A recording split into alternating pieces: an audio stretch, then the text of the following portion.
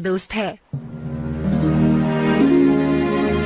अरे ये लड़का, जब हम बहुत छोटे थे तो ये मुझसे बहुत दूर चला गया था, लेकिन मुझे यकीन है कि ये एक दिन जरूर वापस आएगा। तुम्हें पता है, इससे अच्छा दोस्त मुझे आज तक नहीं मिला नोबिता।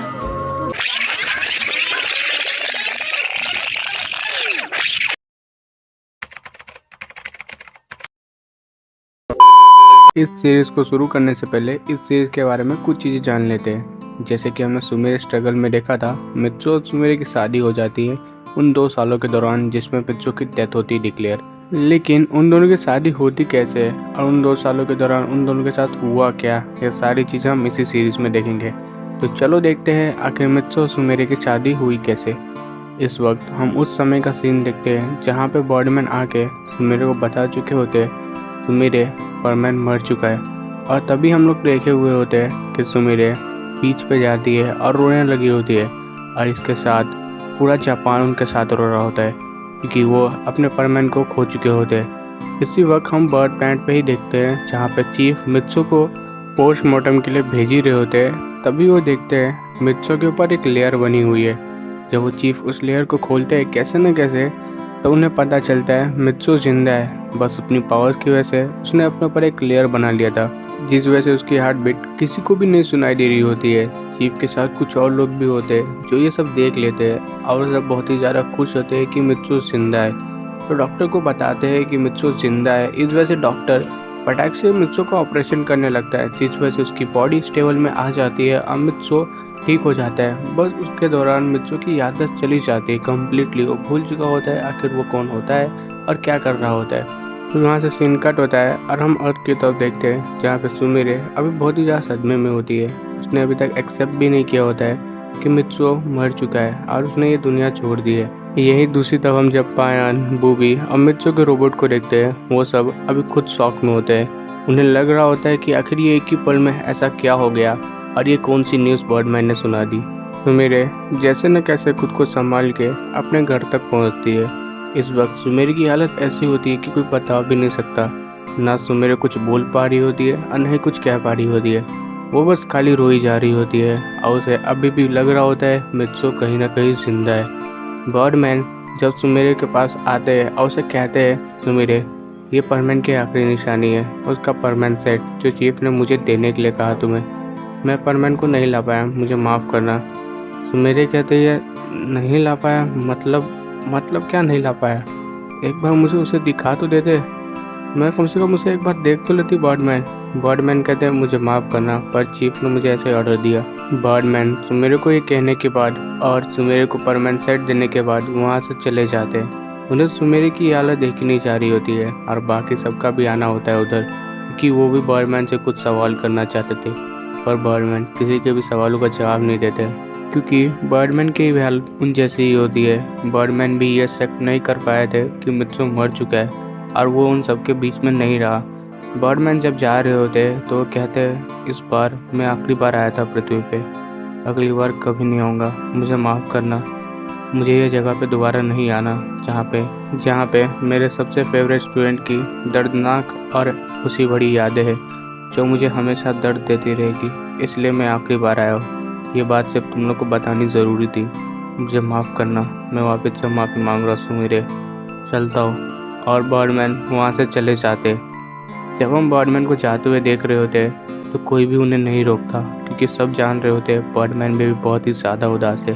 बर्डमैन जब चले जाते हैं तो सुमेरे के पास सभी लोग आते हैं और उसे सहानुभूति देने की कोशिश करते हैं। सभी लोग सुमेरे को कुछ ना कुछ कहते हैं, लेकिन सब लोग एक ही कॉमन वर्ड कहते हैं, मित्सु जिंदा होगा। हम सभी को पूरा विश्वास है, लेकिन सुमेरे को उन सब में से किसी की भी आवाज़ सुनाई नहीं दे रही होती है। वो उस बार बार बोल रही होती है मित्सु जिंदा होगा, मित्सु जिंदा होगा। वो बात सभी को इग्नोर कर रही होती है। उसे बस एक ही चीज़ से फ़र्क पड़ रहा होता है कि मित्सु जिंदा है या मर चुका है। वो चीज़ों को एक्सेप्ट नहीं कर पा रही होती है। सुमेरे कैसे न कैसे करके अपने घर तक चलते हुए जाती है और अपने घर के दरवाजे को बंद कर लेती है, और उस दिन सुमेरे पूरा दिन घर के अंदर ही बिताती है। यही हम दूसरी तरफ जब बर्ड प्लांट पे देखते हैं तो मित्सु की सर्जरी हो चुकी है। मित्सु सेफ होता है और उसे कुछ समय में होश आने वाला होता है। जब हम चीफ को देखते हैं तो चीफ प्लान कर रहे होते हैं मित्सु को आखिर मारा कैसे जाए। नील के साथ मिलके, क्योंकि नील उनके साइड में बैठा होता है और नील कह रहा होता है अगर मित्सो जाग गया तो हम सब मारे जाएंगे। मित्सो पिछली बार मेरे हाथों से बच गया था, लेकिन इस बार नहीं बचेगा, तो इस बार मुझे उसे ख़त्म करना है। तभी चीफ कहते हैं तुम्हें ऐसा क्यों लगता है मित्सो तुम्हारे लिए मुसीबत है, तुम्हारे पास बहुत ज़्यादा पावर है फिर भी तुम मित्सो से डरते हो। तभी नील कहता है तुम्हें मेरी कहानी पता नहीं, मेरी आधी पावर मित्सो के पास है और तो उसके पास वैक्सीन की भी पावर है जो तुमने बनाया था खुद के लिए, लेकिन इत्तेफाक से वो मित्सो को मिल गया। ये इत्तेफाक कहूँ या किस्मत का खेल कहूँ, मित्सो जिंदा है और हमें उसे मारना है। फिर इसके बाद हमें सुमेरे को भी ठिकाने लगाना होगा, क्योंकि अगर सुमेरे को पता चला मित्सो को मारने में सबसे ज़्यादा हाथ तुम्हारा था तो तुम जिंदा नहीं बचने वाले। सुमेरे को भी हल्के में मत लो। फिर चीफ कहते हैं ठीक है, मैं आज ही रात को मित्सो को मरवा दूंगा या फिर मैं खुद ही मार दूंगा। नील कहता है ये हमारे लिए सही रहेगा। वहाँ से सीन कट होता है और हम रात का सीन देखते हैं जहाँ पे सभी लोग जा चुके होते हैं और मित्सो काली हॉस्पिटल में होता है। वहाँ पे 2-3 गार्ड होते हैं मित्सो को गार्ड करने के लिए, लेकिन बर्डमैन अभी भी बर्ड पैड पे नहीं आए होते हैं। वो अभी भी अर्थ के और बर्ड पैड के बीच में होते हैं, जिस वजह से मित्सो को मारना बहुत ही ज़्यादा आसान हो चुका होता है चीफ के लिए, क्योंकि एक बर्डमैन ही थे जो मित्सो को हर एक मुसीबत से बचाते थे बर्ड पैड पे। अब बर्डमैन नहीं है तो मित्सो को बहुत ही ज़्यादा आसान हो चुका है मारना, क्योंकि उसकी आदत भी तो जा चुकी है। फिर तभी हम मित्सो को देखते हैं जो अभी भी बेहोश होता है और उसे कुछ पता नहीं होता। तभी हम देखते हैं मित्सो के आसपास कुछ जन आते हैं। जैसे ही मित्सो को उठा के ले जाने की कोशिश करते हैं तभी वहाँ पे मित्सो के गार्ड आ जाते हैं और कहते हैं तुम लोग कर क्या रहे हो। जैसे ही वो गार्ड मित्सो को प्रोटेक्ट करने की कोशिश करते हैं तभी पीछे से उन सभी को कोई मार देता है, जिस वजह से वो सब मर जाते हैं। फिर हम देखते हैं मित्सो को वो सब लेके चले जाते हैं ऐसी जगह पे जहाँ पे कोई भी नहीं होता। तभी एक उनमें से चाकू निकालता है, लेकिन वो मित्सो को मारता नहीं है, वो एक वायर को काट देता है। तभी हम देखते हैं वहाँ पे एक और मेंबर आता है। वो आते ही कहता है तुम लोगों ने अच्छा काम किया, अब प्लान कामयाब होगा जो हमने बनाया था। तभी उनमें से एक कहता है हमें मित्सो को उधर से लाने की क्या ज़रूरत थी, चीफ तो उसे देख ही रहे थे ना, तो हमें क्यों मित्सो को लाने की ज़रूरत थी। तभी उनमें से एक और बंदा कहता है हाँ यानुकुन, हमें भी बताओ, मैं समझ नहीं पा रहा हूँ आखिर तुम करना क्या चाहते हो मित्सो के साथ। तुम्हें पता है ना मित्सो की याददाश्त चली गई है। यानुकुन कहता है मुझे पता है, लेकिन ये किसी ने प्लान बनाया था और जैसा प्लान चल रहा है वैसा ही होगा। हमें मित्सो को अर्थ पे पहुंचाना है, ये बस हमारा काम है, जिसके हिसाब से हमें चलना है। वो सभी कहते हैं ये प्लान किसने बनाया और क्यों बनाया। यानुकुन कहता है मैं ये तुम लोग को नहीं बता सकता, ये एक टॉप सीक्रेट प्लान है जिसे कामयाब होना ही होना है। बहुत से बलिदान दिए हमने।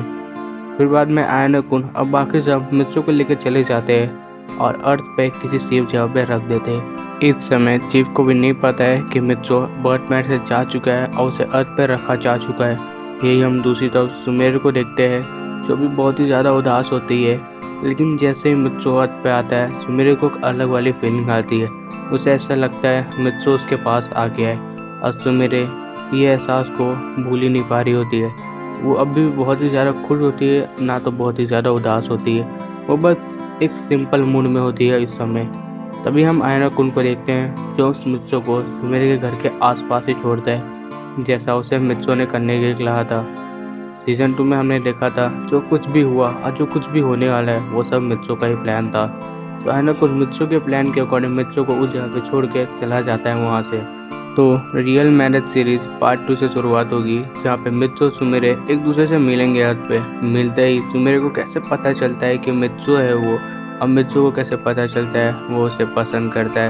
इन दोनों की कहानी इसमें थोड़ी कॉम्प्लिकेटेड और बहुत ही मसालेदार होने वाली है। तो बेसिकली ये वीडियो एक इंट्रोडक्शन वीडियो थी।